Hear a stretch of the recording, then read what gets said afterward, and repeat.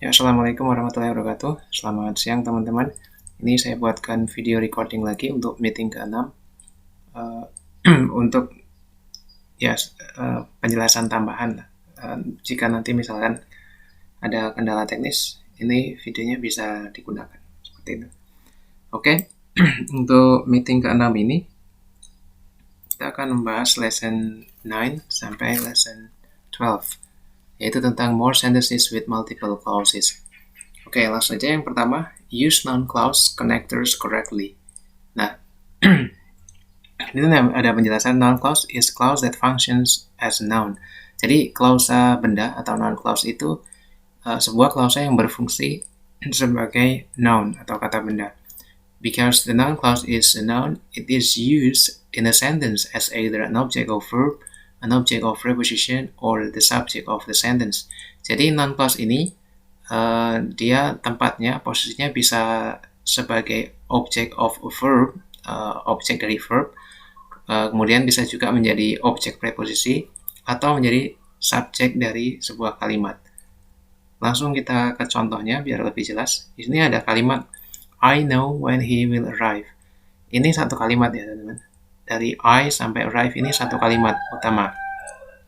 Nah, kemudian kita identifikasi dulu subjek dan verbnya. Pertama ini I subject, know verb, ya kan? Kemudian sini kelihatan lagi ada subjek he dan verbnya will arrive, gitu ya. Nah, di sini ada konektor when, ya kan? When. Tapi si when ini terletak tepat di setelahnya know atau verb. Nah, makanya ini dia klausa ini kan when he will arrive. Klausa ini noun clause ini ya. Ini menjadi objek dari kalimat I know. Kan strukturnya kalau dilihat dari akarnya ya. I ini subjek utama, know verb utama, kemudian ini objek. Nah, objeknya dalam bentuk klausa. Klausanya adalah jenis noun clause atau klausa benda. Itu. Lalu ada juga yang posisinya sebagai objek preposisi. Ini mirip dengan sebagai objek ya, tapi dia setelah preposisi, tepat setelah about ini kan preposition. Ya, setelah ada preposisi. Jadi ini misalkan I am concerned, ini I-nya subjek, terus I'm concerned itu verb, ini subjek dan verb kalimat utama. About sampai sini itu kita anggap objek ya, objek tetapi dia kebetulan about ini preposisi. Nah, lalu klausa ini, klausa when he will arrive ini, dia dianggap sebagai noun clause yang merupakan objek preposisi karena setelah preposition gitu. Nah, untuk yang posisinya sebagai subjek ini misalkan ada kalimat lagi when he will arrive is not important. Jadi when sampai important ini satu kalimat, satu kesatuan kalimat. Nah, strukturnya bisa kita lihat si klausa ini, noun clause ini, mulai dari when sampai arrive, ini kan clause, noun clause ya. Itu dia posisinya di depan, dia sebagai subjek. Kemudian verbnya mana? Verbnya yang is not ini. Importantnya objek atau complement. Nah, berarti subjeknya dari kalimat ini mana? Subjeknya ya ini, when he will arrive ini.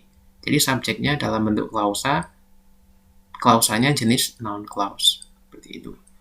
Nah, yang seperti yang saya sampaikan kemarin, klausa itu kalau bahasa Indonesia-nya anak kalimat ya. Saya samakan anak kalimat. Jadi dia merupakan bagian dari sebuah kalimat utama di mana ciri-cirinya memiliki subjek dan verb juga.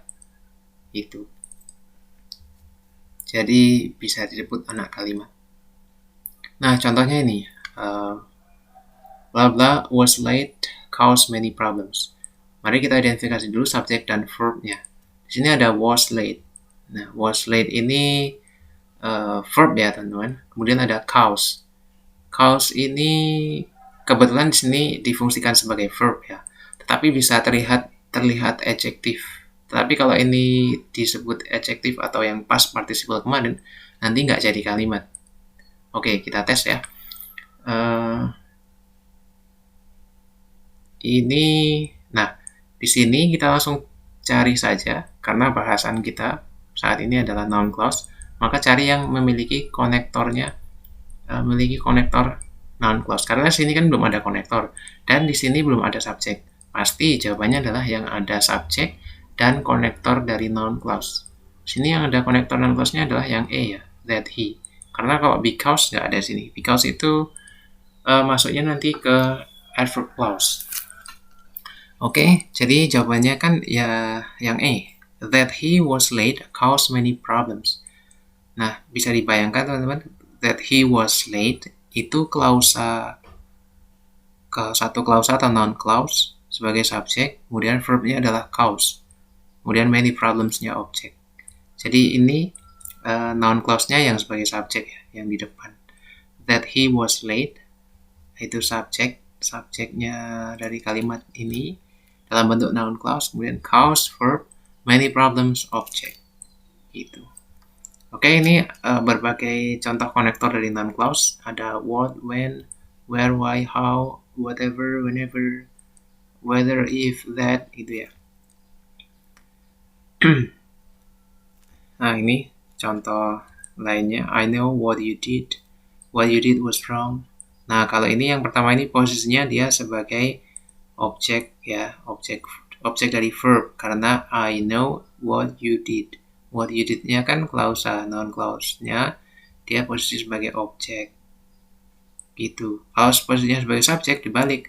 What you did ini kan noun clause-nya, kemudian was wrong, was-nya verb, wrong-nya complement. Gitu. Oke, langsung ke exercise 9 ya. Ini perintahnya, instruction-nya. Underline the subject once and verb twice. Circle the connectors. Oke, contoh nomor 1. Ini benar, tulisannya di sini contohnya benar, correct. Kita cek. When the season starts is determined by the weather. Oke, cek dulu subjek dan verbnya. The season, subjek, starts, verb. Is determined, verb, ya kan? By, udah, berarti di sini ada verb, di sini ada subjek dan verb. Nah, berarti ini sudah kelihatan. Di sini ada tambah lagi ada konektornya di sini. Konektornya di sini ya. Nah, karena konektornya di depan seperti ini, berarti sudah kelihatan bahwa noun clause-nya sebagai subjek, ya kan? Noun clause sebagai subjek, sudah ada konektor, subjek verb, kemudian ini verb, kalimat utama verbnya itu is determined, lalu subjeknya mana? Ya, satu clause ini, noun clause ini. Berarti kalimatnya sudah benar. Gitu. Oke, number 2. The manual how the device should be built. Oke, di sini tulisannya incorrect. Kita cek dulu. Ada should, the manual, ya kan? The manual berarti subjek. Lalu ada how the device ini subjek lagi. Should be built, ini verb, ya kan? Nah, lalu di sini ada konektor how ya. Nih, konektor yang tadi how. Konektor di sini, konektornya di tengah ya. Kalau di tengah itu kemungkinan yang pasti adalah menjadi objek atau objek preposisi. Objek preposisi kalau ada preposisinya, sedangkan di sini nggak ada preposisinya, berarti dia hanya menjadi objek saja. Kalau menjadi objek, kenapa ini salah? Karena di sini nggak ada verbnya. Jadi the manual ini masih membutuhkan verb lagi. Gitu. Lalu verbnya apa yang paling tepat? Misalkan apa ya, manual itu kan buku panduan ya. Oh, bisa. Misalkan the manual describes atau the manual explains how the device should be built. Gitu. Ada cocok. Oke, untuk nomor 3 sampai 10 silahkan dicoba sendiri, teman-teman. Sekarang langsung ke lesson 10. Use noun clause connectors or subject correctly. Ini masih noun clause juga, membahas noun clause dan konektornya. Tetapi bedanya konektornya, si konektornya ya, bukan noun clause-nya. Ini penekannya konektornya. Konektornya nanti akan difungsikan sebagai subjek langsung.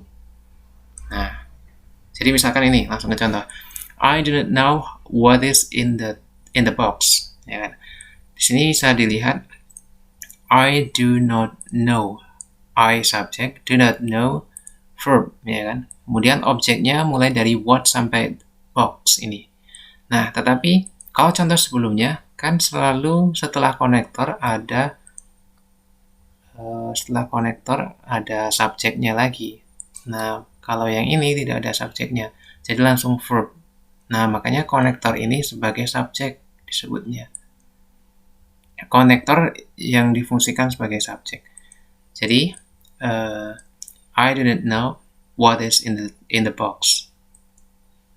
Terus untuk fungsi noun clause-nya, posisi noun clause-nya difungsikan sebagai object verb karena dia di sini ya, setelah verb di sini.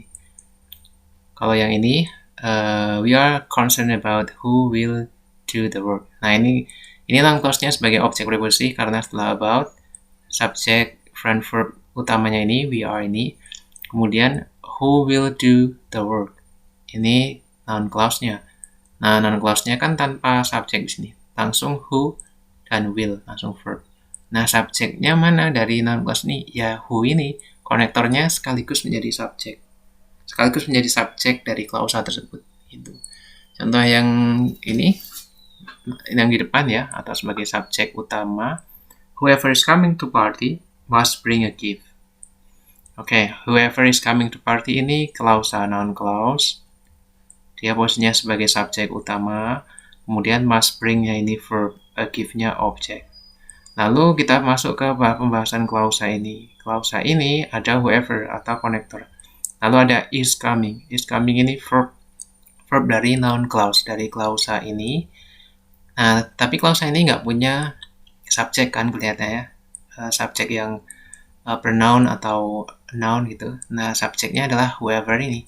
Subjeknya langsung melekat pada konektornya gitu. Nah, contohnya ini example ya. Blah blah was on television made me angry. Was di sini kan kelihatan sudah jadi verb ya. Kemudian di sini ada verb lagi, made me angry. Nah, berarti kalau seperti ini di depannya kelihatan ini bisa sudah diidentifikasi bahwa subjeknya dalam bentuk noun clause. Subjeknya dalam bentuk noun clause. Lalu kita kan masih membahas konektor sebagai subjek. Nah, kalau konektornya sebagai subjek, di sini tidak butuh subjek yang noun atau pronoun. Berarti kita langsung membutuhkan konektor saja. Konektor yang sekaligus jadi subjek. Yang paling tepat ya what. What was on television made me angry.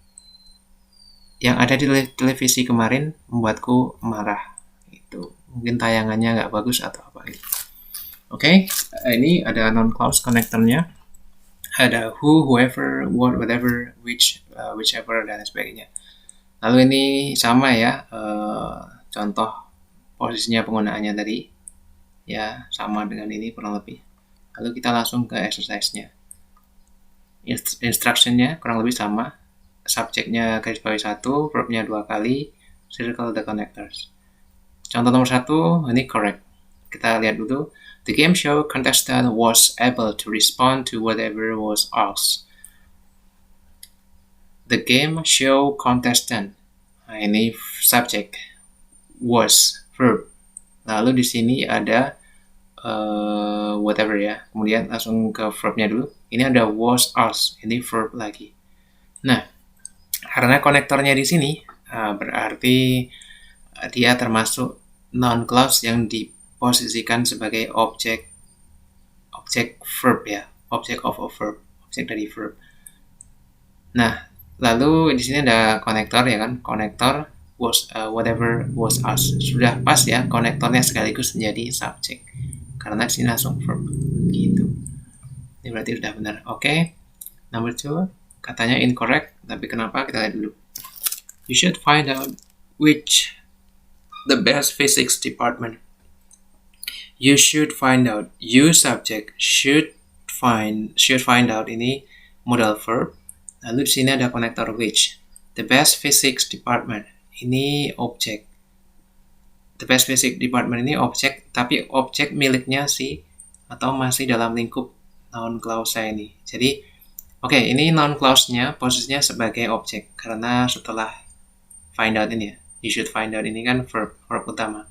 Lalu ini noun objeknya itu dari which sampai department. Nah, objeknya ini dalam bentuk noun clause, noun clausa. Lalu kita masuk ke pembahasan noun clause-nya. Which connector the best physics department.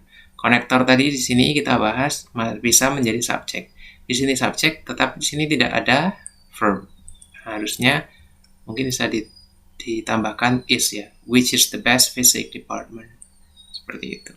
Oke, nomor 3 sampai 10 silahkan dicoba sendiri, teman-teman. Next, lesson 11. Use adjective clause connectors correctly. Nah, ini kita masuk ke pembahasan lain yaitu adjective clause. Kalau tadi kan noun clause. Sekarang adjective clause, sedikit berbeda. An adjective clause is a clause that describes a noun. Jadi adjective clause itu adalah klausa yang mendeskripsikan noun. Gitu.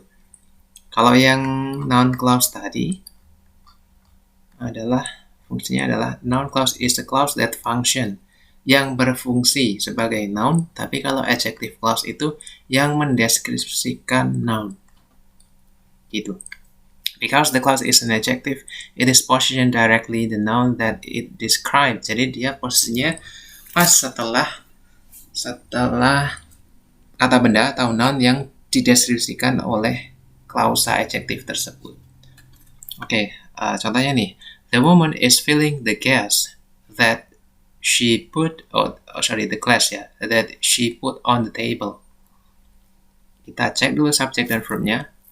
Subjeknya the woman is filling verb, kemudian the glass-nya objek, ya kan? Nah, objek the glass ini kan noun ya. Kemudian si noun-nya ini dideskripsikan lagi oleh si adjective clause. Nah, adjective clause ini ada konektor that she put on the table, yang dia letakkan di atas meja. Yang diletakkan apa? Ya gelas ini. Nah, gelas ini ya. Jadi ini adjective clause-nya mulai dari that sampai table. Ini adjective clause-nya yang di akhir atau setelah objek. Objeknya kan the glass. Nah, tetapi kalau misalkan posisinya si adjective clause ini setelah setelah objek, tetapi maksudnya di sini objek the glass. Jadi secara utamanya, kalimat utama kan the woman is filling the glass that she put on the table. Subjek utamanya the woman is filling ini verb utama. Lalu objeknya mana? Objeknya ya the glass sampai table. Nah, the glass sampai the table ini objek utamanya. Nah, bagian dari objek utamanya sebagiannya terisi atau terdiri dari adjective clause. Adjective clause-nya mulai setelah noun ini, gitu. Oke. Nah, kalau ini posisinya dia sebagai di depan atau sebagai subjek. The glass that she put on the table contains milk. Kita identifikasi dulu. Subjeknya mana? Subjek utamanya. Subjek utama ya the glass sampai the table ini. Lalu verbnya mana? Verb utamanya ya contains. Lalu objeknya adalah milk, objek utama. Nah, akan tetapi secara rincinya subjeknya itu terdiri dari atau terbentuk dari adjective clause. Nah, adjective clause-nya yang mulai dari ini, mulai dari that, she, that sampai table.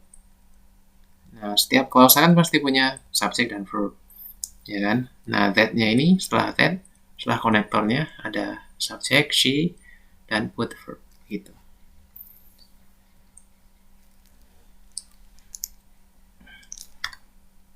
Ini ada contohnya. The gift blah blah selected for the bride was rather expensive.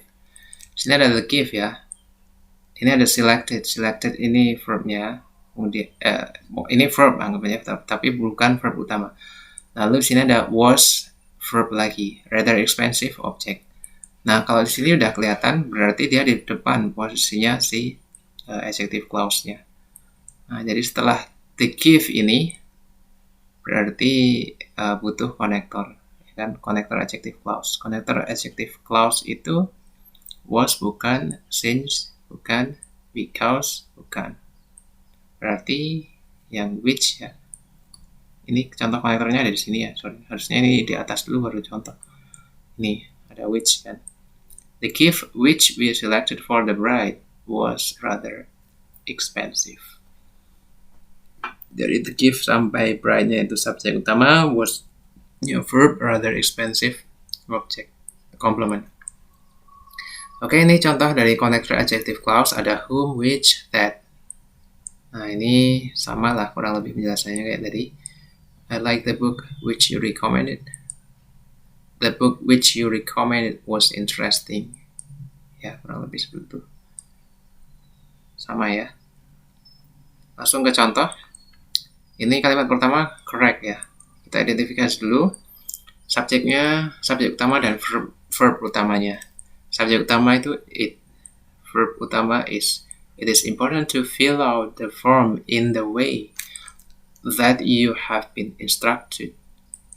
In the way that, ini connector adjective clause, you, subjek dari adjective clause, have been instructed, verb dari adjective clause. Oke, contoh kedua. Ini incorrect ya katanya. The car which I have been driving for 5 years for sale for at a really good price. Kita cek dulu.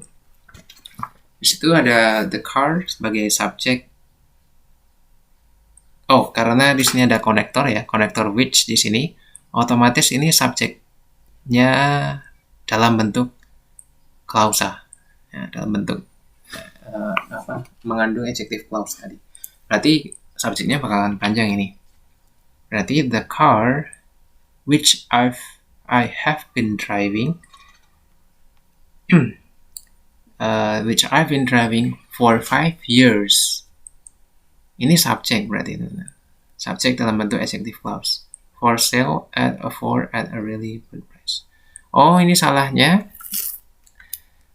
Salahnya di sini harusnya ada verb lagi. Verb utama sebagai verb utamanya. Karena ini subjek, sini berarti butuh verb, ya kan? Berarti ini tambahkan is. Yang paling cocok is. Is for sale for at a really good price. Jadi is di sini setelah years ini ada is for sale. Is-nya itu verb utama. Lalu for sale for a really good price ini objek kalimat utama. Lalu subjeknya mana? Subjeknya ini, the car sampai 5 years. Nah, sedangkan yang setelah which ini konektor, yang I ini subjek dari adjective clause, have been driving ini verb dari adjective clause. Gitu. Oke, nomor 3 until 10 silahkan dikerjakan sendiri, coba sendiri. Lalu lesson 12. Use adjective clause, connector, or subjective correctly. Ini sama seperti yang tadi, teman-teman. Masih adjective clause, tapi dia konektornya. Ini sekarang fokus ke konektornya. Konektornya difungsikan sebagai subjek dalam klausa tersebut. Dia sekaligus menjadi konektor dan sekaligus menjadi subjek. Contohnya ini, the woman is filling the glass that is on the table. Tadi kan ada that she puts, ya kan? Nah, sekarang she put-nya dihilangkan, langsung that is on the table. Itu. Jadi ini subjek utamanya the woman, verb utamanya is filling, objeknya the glass sampai the table dalam bentuk adjective clause, lalu adjective clause-nya mulai dari that sampai the table, lalu subjek dari adjective clause-nya adalah that ini. Jadi dia konektor sekaligus subjek clause. Kemudian verb dari clause ini adalah is. Gitu. Oke, ini yang posisinya sebagai di belakang atau sebagai objek dari kalimat utama ya. Nah, kalau ini di depan atau sebagai subjek dari kalimat utama. Contohnya ya mirip tadi, hanya dihilangkan subjek dan verb. Bukan dihilangkan ya, dihilangkan yang she put-nya tadi maksudnya. Jadi dia biar subjeknya langsung melekat pada si konektornya. That the glass that is on the table contains milk. Jadi subjeknya adalah the glass sampai table, lalu verb utamanya contains, lalu objek utamanya milk. Subjek utamanya adalah the glass sampai the table. Subjek utamanya dalam bentuk adjective clause, di mana that-nya menjadi konektor sekaligus menjadi subject clause. Kemudian is-nya menjadi verb dari klausa adjektif ini. Ini ada contohnya ya teman-teman. Ada is on the table has 4 sections. Is di sini berarti udah terlihat ya verb ya, tapi kita belum tahu apakah verb atau bukan. Lalu di sini ada has lagi, has 4 sections. Nah, karena di sana titik-titik ya kosong, lalu di sini tidak ada konektor sama sekali. Berarti yang menjadi verb utama adalah has ini. 4 sections-nya menjadi objek. Lalu berarti subjeknya yang mana? Subjeknya yang mulai dari titik-titik bla bla ini sampai table. Dan tentunya dalam bentuk adjective clause. Oke. Kalau dalam bentuk adjective clause berarti harus ada noun dulu, noun yang ditempeli atau setelah itu diikuti dengan adjective clause. Berarti yang mana? Berarti harusnya ada noun dulu, ya kan? Noun baru diikuti konektor. Berarti yang B ya. Ini noun kemudian diikuti konektor. The notebook which is on the table. Nah, berarti subjek utamanya adalah the notebook which is on the table. Subjek utama has ini verb utama, 4 section ini objek utama. Lalu subjek dari adjective clause-nya yang mana? Subjeknya ya which ini. Karena the notebook which dia posisinya sebagai konektor sekaligus subjek clause. Nah, kemudian is ini verb-nya dari klausa adjektif. Oke, ini contoh konektornya ya. Ada whom, which, that. Kurang lebih sama. Nah, ini ada. Lalu apa ini? Contohnya lagi kurang lebih sama. Yang konektornya sekaligus difungsikan jadi subjek. Nih, langsung kita ke contohnya, ke exercise-nya. Nomor 1 ini tulisannya C ya, correct berarti.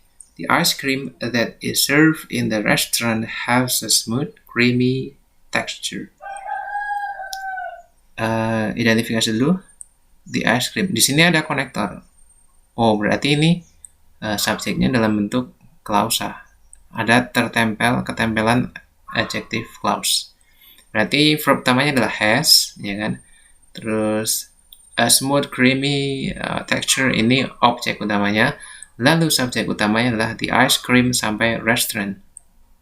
Di mana subjek utama ini mengandung adjective clause. Adjective clause-nya yang mana? Mulai dari that. That sampai restaurant.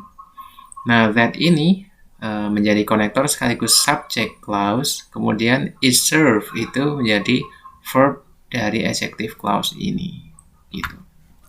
Oke, ini sudah benar. Lalu number 2 yang ini incorrect ya. The cars are trying to enter the freeway system are lined up for blocks. Nah, ini ada the cars subject are trying for the freeway system. Oh wait, the freeway system. Langsung are line ini verb lagi. Nah, berarti ini are, ya kan? Ini verb. Berarti salah satunya adalah menjadi verb utama, ya kan? Salah satunya menjadi verb utama dan satunya menjadi verb dari adjective clause, gitu. Nah, kalau seperti ini, apakah konektornya di depan atau di belakang? Kita bisa melihat dari sini. Karena di sini sama-sama pakai are ya. Ini are. The cars are trying. Ya benar karena ini the cars ya. Lalu di sini are lined up. Berarti ini merujuk ke sini, merujuk ke the cars. Otomatis dalam satu kalimat ini, inilah yang akan menjadi subjek utamanya, yang depan ini. Gitu. Karena dia konsisten dengan yang cars ini. Sini are juga. Berarti are line up ini verb utama, verb blocks ini objek dari kalimat utama. Lalu the cars sampai freeway system itu subjek utama dalam bentuk klausa, dalam bentuk klausa yang dalamnya klausa jenis adjective clause. Tapi ini salahnya kenapa? Karena dia kurang konektor, ya kan? Jadi harusnya the cars di sini tambahkan konektornya apa yang paling tepat? Which ya mungkin, which boleh, that boleh. Which are atau that are trying to enter the freeway system are lined up for blocks, gitu. Oke, number 3 dan number 10 silahkan dicoba sendiri teman. Nanti juga kita akan bahas yang TOEFL review exercise ini. Oke, itu aja yang bisa saya sampaikan dalam materi ini ya, materi cadangan teman-teman. Oke, saya akhiri. Wassalamualaikum warahmatullahi wabarakatuh.